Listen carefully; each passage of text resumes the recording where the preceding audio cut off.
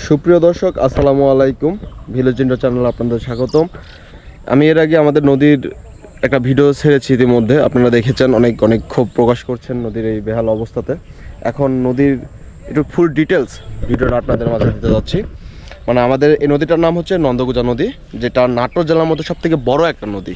এই নদীর যে এই বেহাল অবস্থা, বেহাল অবস্থা বলতে দেখতে পাচ্ছেন একদম। এখনও কিন্তু আমি নদীর একদম মাঝ বরাবর আছি, যেখানে পানি কখনোই কমে না।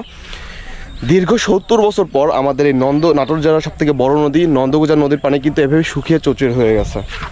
এই যে দেখতে পাচ্ছেন একটা নৌকা, এই নৌকা দিয়ে কিন্তু জেলেরা মাছ মারতো এই নদীতে, আর মাছ পেরেই তারা কিন্তু তাদের জীবিকা নির্বাহ করত, তাদের পরিবার চালাতো, ওই মাছ বিক্রি করে তাদের সংসার চলতো। সেই একটা নৌকার অবস্থা দেখেন। সেই নৌকাও কিন্তু একদম মাটিতে কিন্তু একদম দেবে গেছে। মানে একবার চিন্তা করেন, শুধু পানি কমে যাওয়াতে যে যারা মাছ বিক্রি করে বা নদী থেকে যারা মাছ মারতো, শুধু তাদের কি জীবিকা নির্বাহ বন্ধ হয়ে গেছে? শুধু তাই নয়, এই নদী কিন্তু আমাদের নাটোর জেলার মধ্যে সবথেকে কৃষি আবাদির একমাত্র পানি সেচের ভূমিকা পালন করত। এখন কিন্তু আমাদের নাটোর জেলাতে প্রায় সব জায়গাতেই পানি শূন্যতায় ভুগছি। শুধুমাত্র এই নদীটাই কিন্তু আমাদের পানির যে মূল উৎস সেটাই বলা যেত। এখান থেকে আমরা কিন্তু কৃষি জমির পানি বলেন, গোসলের পানি বলেন, তারপরে খাবার পানি বলেন, সব পানি কিন্তু আমাদের এই নদী থেকে কিন্তু আমাদের সিংহভাগ আমরা ইউজ করতাম। সে নদী এখন পানিতে শুকিয়ে একদম চৌচির হয়ে গেছে। তাহলে আমাদের নাটোর জেলার কী অবস্থা শুধু একবার বুঝেন।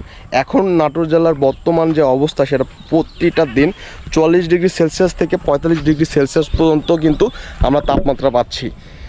মানে খরার এই তীব্র ভয়াবহতা মানে আমাদের কুড়ে কুড়ে খাচ্ছে। শুধু নাটোর জেলাতে না, আমাদের পুরো বাংলাদেশের অবস্থা কিন্তু এরকম ভয়াবহ। জানি না আপনাদের অন্যান্য বিভাগে কী অবস্থা। আমাদের রাজশাহী বিভাগের অবস্থা কিন্তু অত্যন্ত করুণ। মানে শুধু বাস্তব একটা চিত্র আপনাদের দেখানোর চেষ্টা করলাম। মানে দীর্ঘ 70 বছর পর যদি এত বড় একটা নদী কিন্তু শুকিয়ে যদি যায়, যে পানি শূন্যতা যদি ভুগে, তাহলে আমাদের বর্তমান অবস্থা একবার চিন্তা করুন। যে কৃষিতে যে সেচের যে প্রয়োজন, এই পানি আমরা কোথায় থেকে দিব? যারা এই নদীতে মাছ মেরে তাদের জীবিকা নির্বাহ করত, তারা এখন কি করবে? যারা এখানে গোসল করত, পানি পান করতো নদীর থেকে, তাদের কি একটা অবস্থা একবার চিন্তা করেন। এই যে আশেপাশে যে বাড়িঘর দেখতে পাচ্ছেন, নদীর আশেপাশে কিন্তু অনেক বাড়িঘর, তারা কিন্তু এই নদী থেকেই তাদের প্রয়োজনীয় সব কিছু পানি কিন্তু এখান থেকে তারা মেটাইতো। কিন্তু এখন নদীটা সম্পূর্ণভাবে শুকিয়ে একদম চৌচির কাঠ হয়ে গেছে। মানে আল্লাহ কবে আবার বৃষ্টি দিবে, কবে আমাদের যে এই দুঃসময়টা চলে যাবে, সেটা বলা যাচ্ছে না। তবে অবশ্যই প্রাকৃতিক দুর্যোগ খরা, এটা অবশ্যই মানতে হবে।